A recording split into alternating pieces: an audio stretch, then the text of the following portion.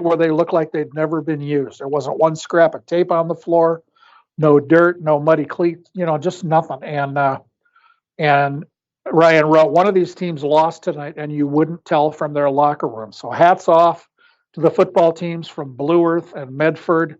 That is just the greatest example of how to walk through the world every day, how to treat people, how to be a great guest. So that was another great example of sportsmanship and doing things the right way.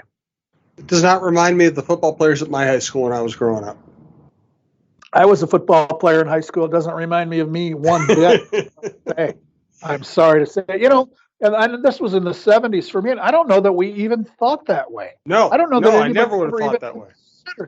And, on social media now, you see this pretty frequently from college athletes, and I've seen it from other high school events around the country. And it should be standard. It'd be great if that was the standard, but it's not. So when that does happen, it's just phenomenal, and we need to share these type of stories. Absolutely. Reminder: we have a deal for Talk North listeners. Use the promo code Talk North to get your first delivery fee waived when you order from Bitesquad, and that deal might be a good deal for you. Or if you used it before, or you live in a certain area, just go to bitesquad.com, see what promos or deals they have in your area, and even if there isn't a deal, it's still a great way to get really good restaurant quality food from great restaurants, as if it came out of the kitchen, delivered to your home or office anytime, day or night.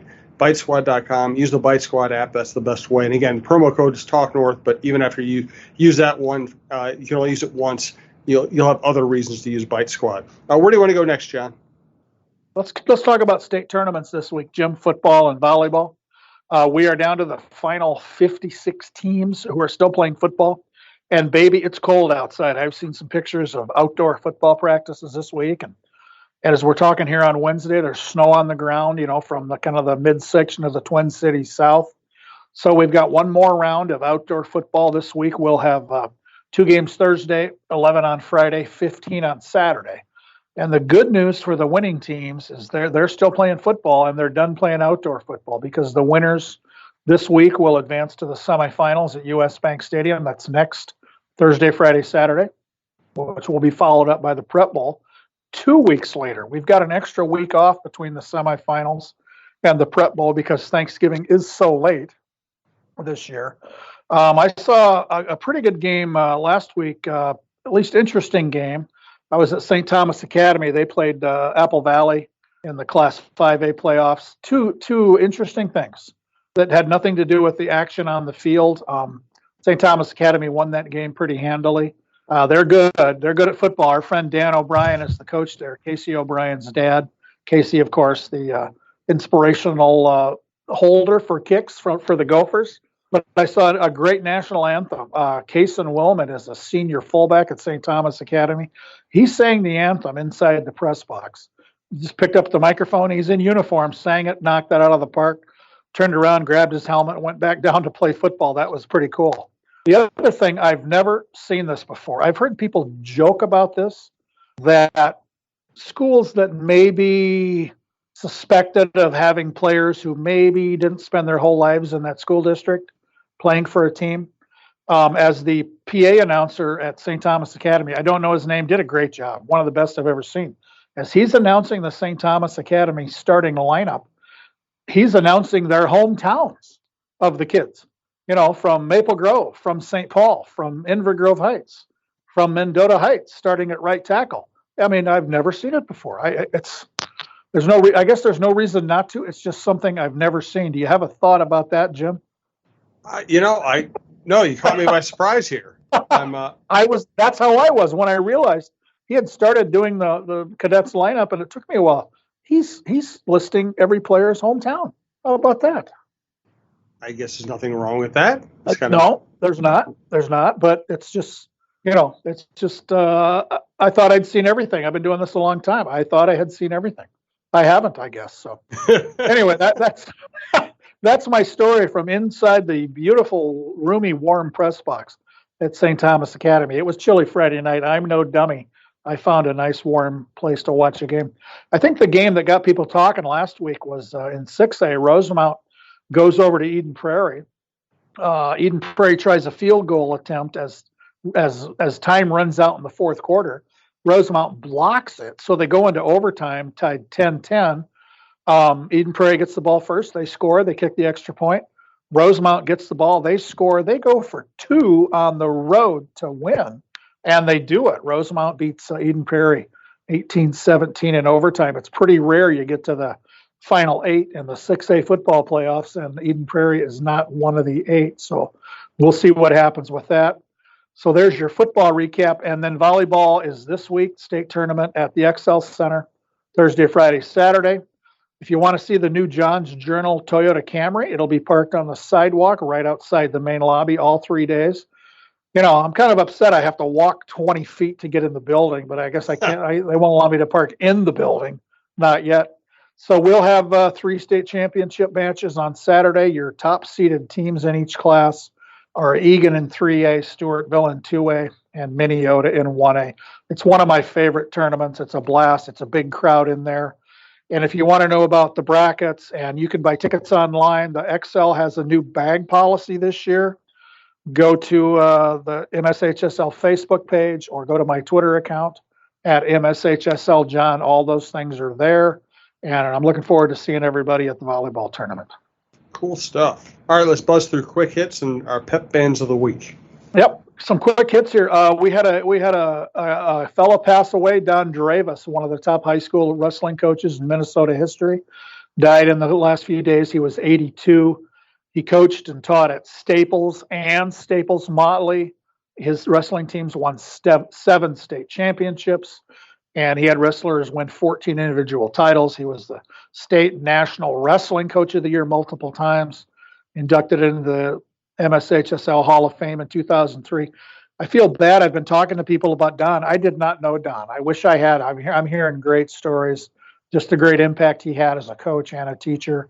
So condolences to Don Dravis' family and friends.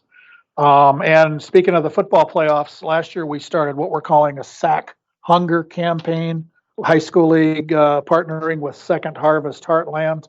So all of the 56 schools competing in the state football playoffs, the athletic director at each of these schools has received information from me. We're asking schools and communities to work together, collect food donations. Let's feed people who could use it. And we'll have more updates on that as we go along. That will continue through the Prep Bowl through Thanksgiving. We'll have a champion hunger fighter. A school will be claimed the champion hunger fighter. We'll have some kind of celebration at a winter event.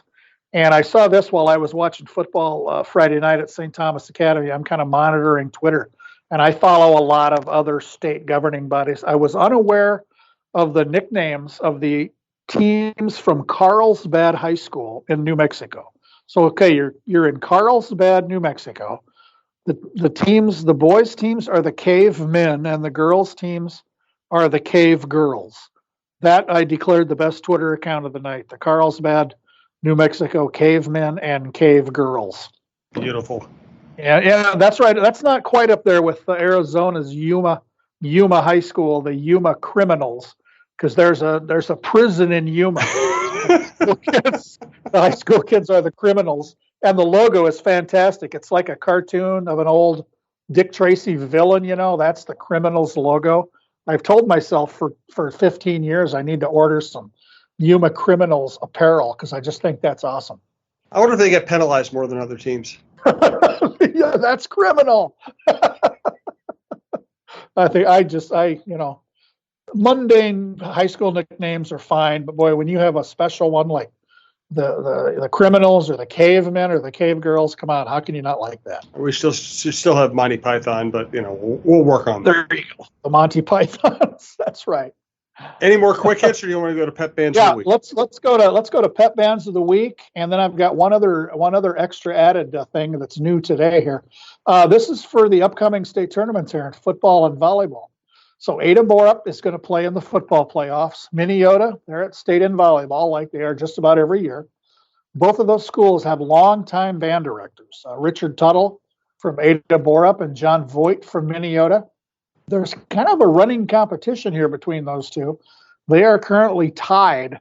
Both of them have brought pep bands to state tournaments 29 times. So this week we'll make it 30 for both of those band directors from Ada Borup and Minnesota. So one of these years, somebody's going to take the lead. But it's a great thing that people track stuff like that. Talk about your statistical your statistical highlights. That's pretty good. Those two guys have been doing this, doing great jobs. Both of those bands are awesome. I've heard them both many times, clearly, because I go to all the tournaments too. So 30 times. I don't know how many years both of those directors have been there, but that tells you about how good their teams have been in a lot of sports. And the last thing I've got, Jim, I tweeted something earlier today. We're talking on Wednesday afternoon. Right across the street from the State High School League office, we're in Brooklyn Center. We have a brand new addition to the neighborhood, a Casey's General Store, which is a convenience store chain. Again, like me and Ryan from Janesville, it's from Iowa.